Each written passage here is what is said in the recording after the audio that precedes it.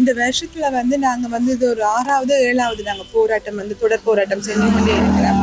ஆனா வந்து அரசாங்கத்துல இருந்து எந்த ஒரு பதிலுமே வந்து எங்களோட பட்டதாரிகளுக்கு கிடைக்கல. அன்றைக்கு கூட கடைசியா நடந்த போராட்டத்துல கூட அனுர பிரசிடென்ட் சார் வந்து கூட எங்களை வந்து மீட் பண்ணிடுறேன். அதுக்கு அவர் வந்து என்ன காரணத்தை எங்களுக்கு சொல்லவுமே இல்லை. அவங்க மேலிடத்துல எங்களை ஏன் வந்து சந்திக்கல, இல்லை அவங்களை சந்திக்க விடாம வேற யாராச்சும் பண்ணினாங்களா, அதெல்லாம் எங்களுக்கு தெரியல. ஆனா எப்படியோ வந்து வடக்கு மாநிலத்தில் இப்படி ஒரு பிரச்சனை வந்து போய்கொண்டு இருக்கேக்க எப்படியோ வந்து அவங்களுக்கு தகவல் போயிருக்குன்னு தானே. அதுல வந்து ஏன் அவர் வந்து சந்திக்காம போனவர், என்ன காரணத்துக்காக வந்து எங்களை சந்திக்கலைன்றதுக்கான ஒரு விளக்கம் என்றாலும் ஜனாதிபதிகிட்ட இருந்து எங்களுக்கு ஒரு பதில் வந்து கிடைக்கணும்னு நான் இந்த இடத்துல வந்து தெரிவிக்கிறேன். ஏன் வந்து சந்திக்கல, என்ன காரணம், அப்படி நாங்கள் என்ன அவர்கிட்ட கேட்க போறோம்? எங்களுக்கு ஒரு வேலை ஒன்று தர சொல்லிதான் நாங்கள் கேட்கிறோம். அது வேற எதுவுமே நாங்கள் கேட்கலையே. நாங்கள் வேற ஏதாவது நாட்டின் அரசியலை பற்றியோ இல்லை வேற ஏதாச்சும் ஒரு விடயமும் நாங்கள் கேட்கல தானே. எங்களுக்கான இந்த பட்டதாரிகள் எல்லாருக்கும் ஒரு வேலை வேணும்ன்றது மட்டும்தான் நான் கேட்கிறேன். ஏன் வந்து எங்களை வந்து மீட் பண்ணலைன்ற விஷயத்த வந்து அவர் ஏதாச்சும் ஒரு மீடியா மூலம் எங்களுக்கு வந்து அவர் தெரிவித்துக் கொள்ளணும்னு நான் இந்த இடத்துல சொல்றேன்.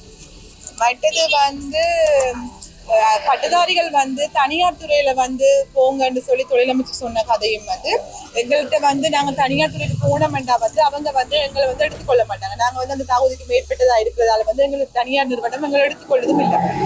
இனி வந்து ஒரு ஏஜ் லிமிட் வந்து போடுறாங்க. அவங்க 21 இருந்து 25 26 வயசுக்கு உட்பட்டார்கள் பிரைவேட் கம்பெனிக்குள்ளையும் போகல. அந்த வயசையும் தாண்டித்தான் இதுல நிக்கிற பிள்ளைகள் எல்லாரும். கேர்ள்ஸை படி பார்த்தாலும் அந்த வயசு தாண்டித்தான் எல்லாரும் இதுல நிக்கிறேன். அப்ப எங்களுக்கு பிரைவேட்டுக்குள்ளேயும் வேலை இல்லை, அரசாங்கத்திலையும் வேலை இல்லைன்னா அப்ப நாங்க என்னதுக்கு நாங்க இங்க படிக்கிறோம் அப்படின்னு. இப்ப சசி சொன்ன மாதிரி இதுக்கு வந்து ஆர்ட்ஸ் படிச்ச பிள்ளை எல்லாம் வந்து 175% வந்து பாதிக்கப்பட்டாங்க. அப்படின்னா ஆர்ட்ஸ் டிபார்ட்மெண்ட்டை வந்து எல்லாரும் மூடுங்க. எல்லா யூனிவர்சிட்டியிலும் இருக்கிற ஆர்ட்ஸ் ஃபேக்கல்ட்டியை வந்து மூடுங்க டிபார்ட்மெண்ட்ல. அது தேவையில்லை. டீச்சிங்ல வந்து இப்போ ஒரு பிள்ளை பயோ மேத்ஸ் தான் வந்து ஏல படிக்கணும்னா அந்த பிள்ளை வந்து ஓஎல் கிரேட் 1ல இருந்து ஓஎல் மட்டும் படிக்கிறதுக்கு அது தனித்தனி பாடங்கள் இருக்கு. ஓஎல்னா 9 பாடம். அது படிப்பிக்கிறதுக்கு ஒரு ஆர்ட்ஸ் படிச்ச ஒரு டீச்சரால மட்டும்தான் முடியும். ஜியோகிராஃபியோ ஹிஸ்டரியோ தமிழோ எதுவா இருந்தாலும். ஆனா அதுக்கு ஒரு டீச்சர் வேணும்னு சொன்னா அது ஆர்ட்ஸ் படிச்ச டிபார்ட்மெண்ட்டுக்கு மாற ஒரு பிள்ளையால மட்டும்தான் முடியும். அப்ப ஏன் வந்து டீச்சிங்குக்கு நீங்க டீச்சிங்குக்கு தாரீங்க, இல்லை வேற ஏதோ ஒரு ஆஃபீஸ் டிஎஸ் ஆஃபீஸோ எந்த ஒரு வேலையுமே இல்லாம நாங்க இருக்கு. பிறகு காரணம் என்ன சொல்லுவீங்க? எங்களோட ஏஜ் வந்து முடிஞ்சது, ஏஜ் தாண்டிட்டோம்னு சொல்லியும் எத்தனையோ போன முறை டீச்சிங் எக்ஸாம்ல இருந்து ரிஜெக்ட் பண்ணினாக்கள் நிரம்ப பேர் இருக்கல.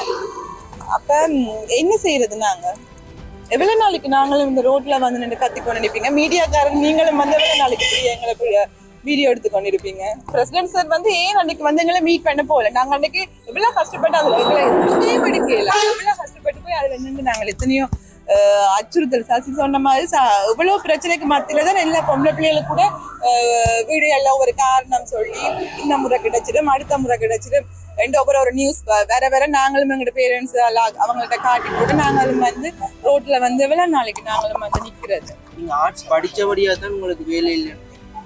அதுக்கும் ஒரு காரணம். ஆர்ட்ஸுக்கு மட்டும்தான் வேலை இல்லைன்னு தான் சொல்லல, மற்ற ஃபேக்கல்டி இருக்கு. ஆனா ஆர்ட்ஸ் படிச்ச பிள்ளைங்க 75% பாதிக்கப்படுறது அதிகம். வணக்கம். நாங்கள் வந்து வடக்குமான வேலையில்லப்படுதல் சங்கம். இன்று வரைக்கும் நாங்கள் கிட்டத்தட்ட இந்த வருஷம் மட்டும் இந்தியோட 7வது தடவை ஒன்று கூடி இருக்கிறோம். ஒரு கவனஈர்ப்பு போராட்டம் தான்.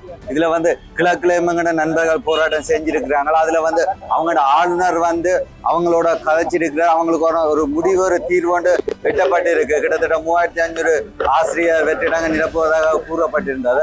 ஆனா எங்கட கவர்னர் வந்து எங்களை வெளியில வந்து சந்திக்கிறதுக்கு துளி கூட விரும்பவும் இல்லை. ஆனா இந்தியாவில் எங்கட மண்ணில பிறந்த பிள்ளையோண்டு பாட்டு பாடுது. பட் அதுக்காக ஒரு வாழ்த்து செய்தி கொடுக்குற ஆளுநர் வந்து எங்கட வாழ்வாதாரம் எங்கட வாழ்க்கைக்காக போராடுற எங்களுக்காக ஒரு நிமிஷம் வந்து கதைக்கிறதுக்கு ரெடியா இல்லை. இதுல வந்து எங்களுக்கு வந்து கூடுதல் எந்த ஒரு ஈவெண்ட்ஸ் எடுத்தாலும் முன்னுக்கு கல்ச்சரல் ஈவெண்ட்ஸ் தான் நடக்குது. மேளதாளம், பரதநாட்டியம், அப்படி நிறைய ஒரு ஈவெண்ட்ஸோட தான் கலாச்சார ரீதியா தான் எந்த ஒரு செயற்பாடுமே ஆரம்பிக்கப்படுதுன்ற அளவும். ஆனா அப்படி கலாச்சார ரீதியா ஆரம்பிக்கப்படணும்னு சொன்னா அந்த கலாச்சாரம் அந்த பண்பாடு வளரணும்னு சொன்னா ஆர்ட் பாடம் அகாடமி சப்ஜெக்ட் படிச்சே ஆகணும். ஆனா இப்ப இருக்கிற மாணவர்கள்ட்ட சிச்சுவேஷன் சூழ்நிலை எப்படின்னு சொன்னா அந்த பாடங்களுக்கு விரும்புகிற மாணவர்கள் என்ன அளவுக்கும் குறைஞ்சிருக்கிறார்கள். என்ன காரணம்னு சொன்னா இதுல வேலை வாய்ப்பு பாரிய அளவு குறைஞ்சிட்டு. ஸோ அரசாங்கத்துக்கு திருப்ப எங்களால ஒரு பயன்பாடு தேவை இருக்கின்றது. ஆனால் எங்களுக்கான ஒரு வேலை வாய்ப்பு அரசாங்கம் இன்றளவும் உறுதிப்படுத்தி தெரியுதில்லை. வடக்குல மட்டுமே இவ்வளவு குறைஞ்ச அளவு கார்டலிஸ்ட் பெறுதுன்னு எங்களுக்கு சொல்ல தெரியல. பட் வடக்குல 5 மாவட்டத்தை வச்சு கொண்டுமே வடக்குல 500 விட குறைவான 35,000 500 விட குறைவான வேலை வாய்ப்பு மட்டும்தான் உறுதிப்படுத்தப்படும் சொன்னா இதுல நாங்கள் ஏமாந்து போய் தான் நிற்கிறோம். ஏன்னு சொன்னா நாங்கள் 1 2 3 பேரை அள்ளி கொடுத்து நாங்க 4வது ஆள் போனஸ்ல வந்தும் கூட தேசிய அரசாங்கத்துல இருந்தும் கூட எங்களுக்கான தீர்வு இன்றளவும் இல்லை. எங்களுக்கு அச்சுறுத்தல் மட்டும்தான் மந்த வண்ணமே இருக்கின்றதை தவிர எங்களுக்கான தீர்வு இன்றளவும் கிடைக்கல. ஆர்ட்ஸ் படிச்சவனுக்கு திருப்ப வேலை வாய்ப்பு மிகவும் குறைவானதா இருக்குது. அவங்களுக்கான ஒரு அங்கீகாரம் கிடைக்கப்படுது இல்லை. இப்ப நாங்கள் இன்றைக்கு வேலைக்கு நாங்கள் தொடர் போராட்டத்துக்காக ஆரம்பிச்ச நாங்கள். ஆனா எங்களுக்கு நிறைய அச்சுறுத்தல் வந்ததால தான் இன்றைக்கு நாங்கள் தொடர் போராட்டம் பாரிய அளவுல முன்னெடுக்கலாம் ஒரு சுச்சுவேஷன்ல இருக்கோம். இல்லைன்னு சொன்னா இதே ரோட்டுல இதே மண்ணில நாங்க தொடர்ந்து போராட்டம் செய்யறதுக்கு நாங்கள் ரெடி. ஆனா அரசாங்கம் 17ஆம் தேதி பட்ஜெட் வருதுன்னு சொன்னா அதுக்கான ஆர்குமெண்ட் பண்ணிக்க நாங்கள் போட்ட எந்த ஒரு அரசாங்க எம்பியும் எங்களுக்காக குரல் கொடுக்கல. எங்களுக்காக குரல் கொடுக்கறதுக்காக வந்த பாராளுமன்ற உறுப்பினராக கூட குரல் கொடுக்கறதுக்கு டைம் ஒதுக்கப்படையில. இது ஒரு வெக்கப்பட வேண்டிய விஷயம். நாங்க துக்கப்பட வேண்டிய விஷயம். இனி வரும் காலத்துல வந்து தேர்தலுக்காக ஒரு விரலுக்கு இருக்கிற மதிப்பு வந்து பேனை பிடிச்ச கரங்களுக்கு கிடைக்குது இல்லை. எங்களுக்கு வந்து நாங்கள் கூடுதலா ஆர்ட்ஸ் மட்டும் இல்லை, கொமர்ஸ் படித்தவன் ரோட்டில் தான் நிற்கிறோம், டெக்னாலஜி படித்தவன் ரோட்டில் தான் நிற்கிறோம், ஐடி படித்தவன் ரோட்டில் தான் நிற்கிறோம். ஆனா நாங்கள் எல்லாரும் நாள் கூலிக்கு தான் வேலை செஞ்சு கொண்டு அரசாங்கத்திலேயே நாங்கள் ஒரு அழுத்தம் கொடுத்து கொண்டு இருக்கிறோம். கூடிய விரைவில் இந்த அரசாங்கம் வந்து எங்களுக்கான ஒரு தீர்வை தரணும். எங்களுக்கு நாடு ஃபுல்லா 30,000 வேலை வாய்ப்புன்னு சொன்னா வடக்குல எத்தனை வேலை வாய்ப்பு தரும்னு சொல்லி எங்களுக்கு சொன்னா நாங்கள் அடுத்த இடம் பரீட்சைக்கு தயாராகி கொண்டிருப்போம்.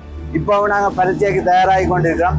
ஆனா அபிவிருத்தி உத்தியோகத்தரை வந்து வடக்குல வந்து கிட்டத்தட்ட 50 விட குறைவான ஒரு வேலை வாய்ப்பு வெற்றிடங்களை நிரப்புவதற்காக தான் கிட்டத்தட்ட ஒரு செய்தி கொண்டு அண்மை காலங்களில் பரவி கொண்டிருக்குது. ஆனா அது வந்து எங்களுக்கு பாரிய அளவான ஒரு ஏமாற்றத்தை கொடுக்குது. திருப்பவும் நாங்கள் ஆர்ட்ஸ் பாடத்துல இறங்குறதுக்கு ஒவ்வொரு பிள்ளைகளும் யோசிக்கிறார்கள். அந்த இதை அரசாங்கம் நிவர்த்தி செய்யணும். எங்களுக்கு கொடுக்குற வேலை வாய்ப்பு வந்து அங்கால பேனை படிக்க ஸ்டார்ட் பண்ற ஒவ்வொரு பிள்ளைகளுக்கும் ஒரு முன்னுதாரணமா இருக்கணும். ஸோ எங்களுக்காக இந்த அரசாங்கமாவது